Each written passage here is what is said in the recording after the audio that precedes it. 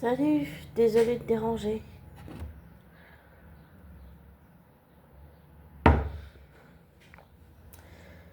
Hum, Je viens d'apprendre une nouvelle qui est très choquante.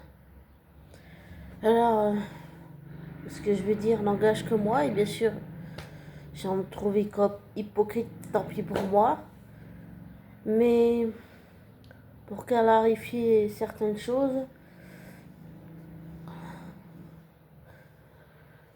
je me suis fighté avec quelqu'un dans les commentaires sous une vidéo.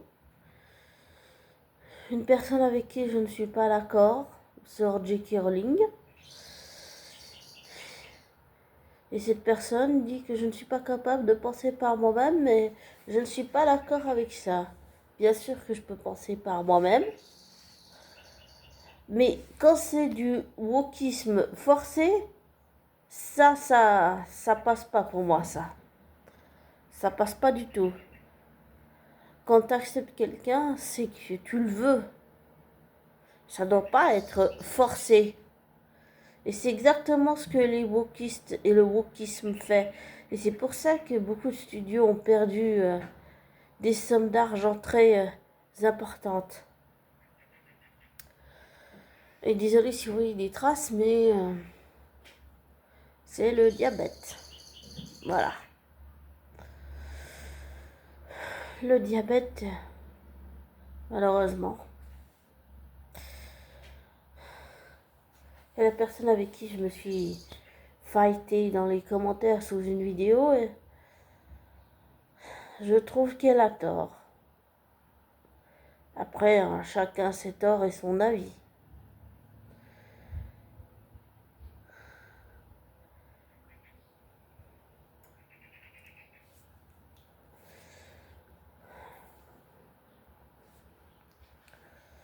Donc, voilà. On s'est fighté dans les commentaires sous une vidéo. Je ne suis pas d'accord avec cette personne qui, elle pense que je ne suis pas capable de penser par moi-même. Moi, je pense que je suis capable de penser par moi-même. Et je ne suis pas d'accord avec le fait d'imposer le wokisme, de forcer d'aimer ou d'accepter quelqu'un à travers le wokisme. Quand je vois ce que ça a donné, ça... il faut stopper ça. Il faut stopper ça. C'est du poison, ce truc. C'est du poison. Après, chacun son avis, bien sûr. Mais voilà ce qui s'est passé dernièrement. Et puis l'autre nouvelle que j'ai appris qui était choquante, c'est un youtubeur que je suis depuis longtemps maintenant. Et aussi influenceur. Il s'appelle Lucas Adorable. Et j'ai appris qu'il s'était fait de nouveau agresser. Parce que pour moi, droguer quelqu'un dans une boîte de nuit, cette personne qui perd connaissance devant la boîte de nuit et qui se fait filmer, enfin, pour moi, c'est comme c'est une agression violente. Et ça, personne ne mérite de vivre ça. J'ai essayé, mais j'ai pas pu m'empêcher de pleurer. Voilà. J'ai pas pu m'empêcher de pleurer. Et après, je me suis dit, Dieu merci, il est en vie. Même si je le connais pas dans la vraie vie, c'est quelqu'un qui m'a beaucoup apporté et m'a redonné l'envie de rire. Quelque chose que j'avais perdu. Le rire, c'est quelque chose de très important. Et même si je ne le connais pas en vrai, dans la vraie vie, c'est c'est choquant.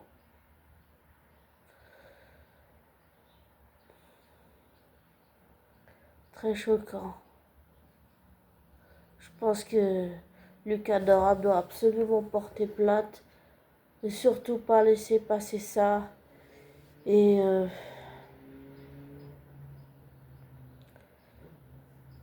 vraiment, pardon.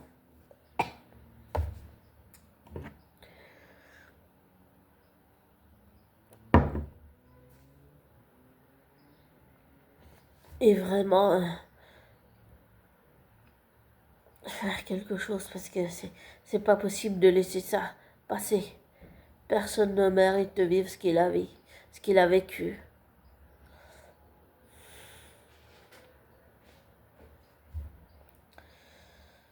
Désolée, j'ai l'air affectée, mais c'est quelqu'un qui m'a beaucoup apporté. C'est quelqu'un qui m'a redonné confiance en moi. C'est quelqu'un qui m'a poussé à vraiment aussi beaucoup de remises en question, mais vraiment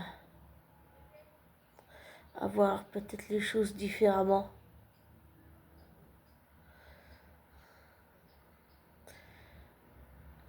Et surtout, il m'a redonné l'envie de rire, la joie du rire. Rire, c'est quelque chose de très, très important. C'est bon pour le moral, pour la psychologie, la psyché, le mental, l'émotionnel, l'affectif aussi. Et même si je ne le connais pas dans la vraie vie, j'ai de la chance qu'il soit en vie. 2 minutes, je reviens.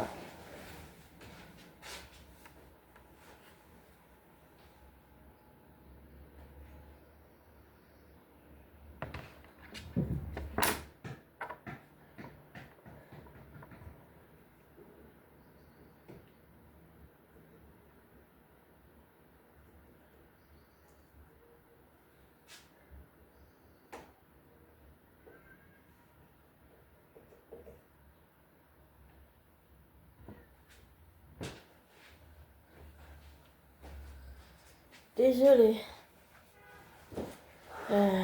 J'ai vu un insecte un peu dérangeant. Ah, il y a Hugo qui fait ses griffes. Mais oui, euh, le cas adorable, c'est... j'ai aussi écouté... une fois, j'avais écouté une interview de lui. J'ai bien compris qu'il y avait une différence entre lui, dans la vraie vie, et lui et son personnage. Il y a une différence entre les deux. Mais quand il clash les gens, c'est toujours avec humour. J'ai toujours apprécié son humour. C'est... Je sais qu'il y a plus important comme les guerres dans le monde, les enfants qui n'ont pas à manger, qui n'ont pas de toit, qui ne savent pas lire, qui ne savent pas écrire, en font qu'adopter. Je le connais en termes de cause parce que je l'ai vécu. J'ai échappé en Inde, par exemple, j'ai échappé à un mariage forcé ou alors à la mort, carrément.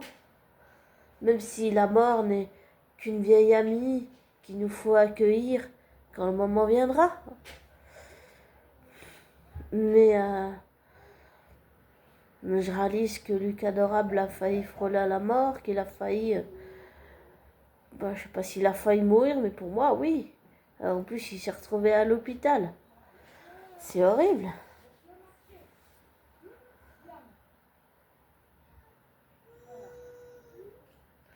Heureusement, il y a une jeune fille qui l'a aidé.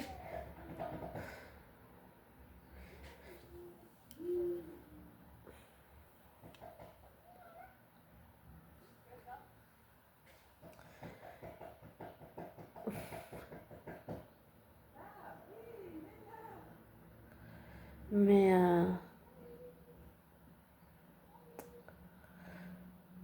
même si il compte énormément pour moi, j'ai conscience que en vrai, dans la vraie vie, je ne le connais pas réellement.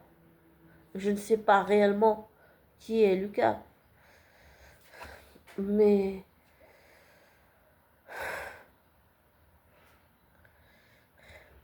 c'est... Je trouve que c'est horrible, que c'est aussi un drame, c'est une vie humaine quand même. Et pour moi, oui, c'est quelqu'un qui compte parce que il m'a redonné confiance et tout ce qu'il m'a donné, tout ce qu'il m'a apporté, j'ai pas envie qu'il le perde non plus. J'ai pas envie que cette agression, pour moi, ce qu'il a vécu, et je le dis, ça n'engage que moi, mais pour moi, c'est comme une agression ce qu'il a vécu. Après, lui, il l'interprète comme il veut. Mais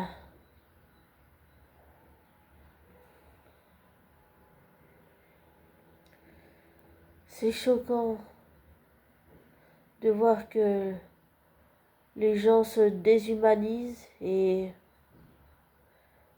qui s'en fichent de l'autre en fait. L'autre ne compte pas. L'autre est juste un objet.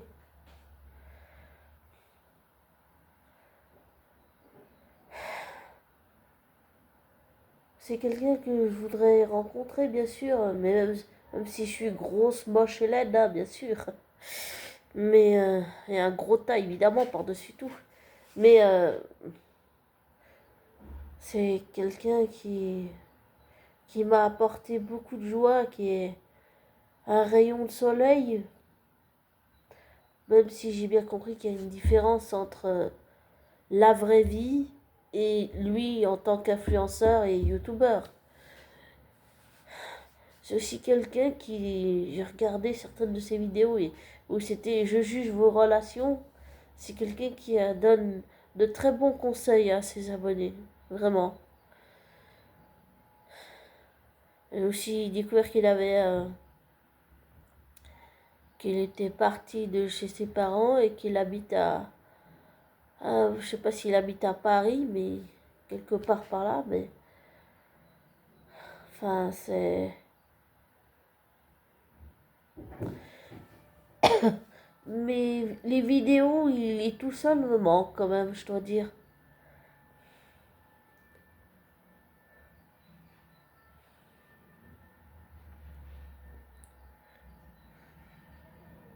Mais il n'y a rien de pire que d'être drogué et de perdre connaissance.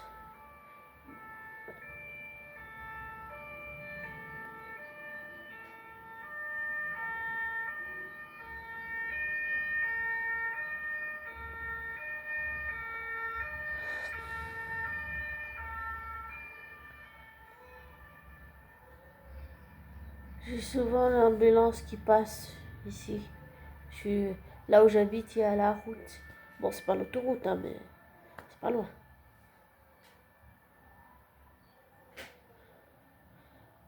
Mais vraiment, c'est quelqu'un qui a compté. Et c'est quelqu'un qui continue et qui continuera toujours de compter sur pour moi. Oui, bien sûr. Sincèrement, oui. Et je pense qu'il ne doit pas vivre dans la peur. Qu'il faut qu'il se laisse du temps pour guérir. Par expérience, je peux dire que c'est long, c'est même douloureux émotionnellement sur le plan émotionnel, mental et psychologique. Ça peut donner beaucoup d'angoisse, beaucoup de choses comme ça. C'est vrai que ça prend du temps, mais ça finit par aller mieux avec le temps. Alors, j'espère que il prendra du temps et aussi qu'il se laissera pas faire. Je veux pas qu'il perde confiance en lui, qu'il perde confiance en la vie et j'allais dire qu'il perde tout ce qu'il a apporté aux autres. J'ai pas envie qu'il le perde. J'ai envie qu'il se la porte aussi à lui-même. Voilà. Je sais pas comment expliquer, mais c'est... Pour moi, c'est un rayon de soleil, c'est... Même si je le connais pas en vrai, c'est quelqu'un qui m'a apporté beaucoup, qui m'a donné beaucoup et qui continue de me donner et m'apporter beaucoup. Et j'espère qu'il se laissera pas faire, surtout, qu'il portera plainte, qu'il se défendra, qu'il se battra. Parce que ces personnes méritent une sanction à la hauteur de ce qu'ils lui ont fait subir. Personne ne mérite ça. Absolument personne au monde ne mérite ça. Ni toi, ni moi, ni lui, ni personne au monde ne mérite de vivre ça. C'est déshumanisant, c'est agressant, c'est humiliant, c'est dégradant, c'est blessant. Et désolé si je parle du lait, mais j'ai la crève, enfin la crève, j'ai le rhume des foies plutôt. Mais j'ai vraiment envie qu'ils s'en sortent, mais qu'ils prennent le temps. Souvent, quand on a vécu des choses comme ça, on prend beaucoup plus le temps de faire les choses. On prend le temps de savourer chaque chose qu'on vit, chaque événement. Par exemple, mon père qui est sorti de l'hôpital, même si c'était qu'une opération pour une hernie ombilicale qui est au niveau du ventre, je suis allée le voir parce que je voulais passer du temps avec lui. Je prends plus le temps de savourer chaque chose. Disons que l'opération m'inquiétait beaucoup. Vraiment beaucoup. Et d'apprendre le bouquet que Lucas Adorable s'est fait... Pour moi, c'est clairement une agression, ce qu'il a vécu. C'est... Ça m'a fait peur, oui. J'ai réalisé que tout le monde peut vivre ça, mais...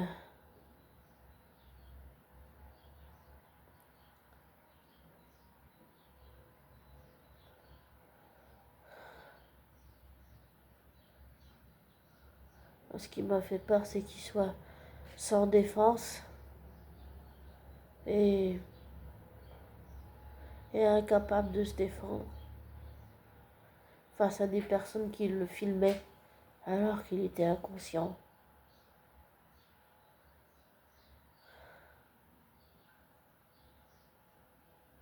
Personne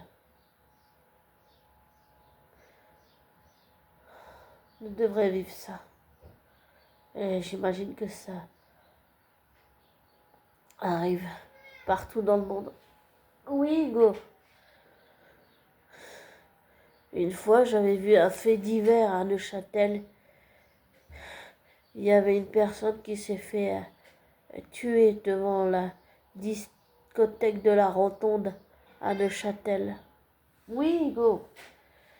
Je crois qu'il veut un déjeuner. Je vais te laisser, mais pour le mot de la fin, je dirais juste si tu vois quelqu'un qui vit ça, aide cette personne. Ne la laisse pas dans cette situation. Et je souhaite à Lucas Adorable de prendre le temps de guérir. Et je te souhaite à toi, abonné, le meilleur. 2 minutes.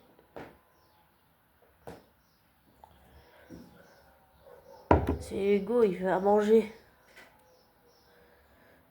Oh, il est que 16h30, ça va? Oui, il veut à manger. Ah, je vais te laisser, hein, mais Fais attention à toi, abonné. Et comme je te dis toujours, ne prends pas pour argent comptant ce que je te dis. Ne te laisse pas influencer par moi. Fais tes recherches, tes vérifications, tire-en tes propres conclusions. Et désabonne-toi, des likes et je te souhaite une belle fin de semaine et un beau et joli début de week-end. Prends soin de toi et de tes proches abonnés. Ciao, le meilleur pour toi.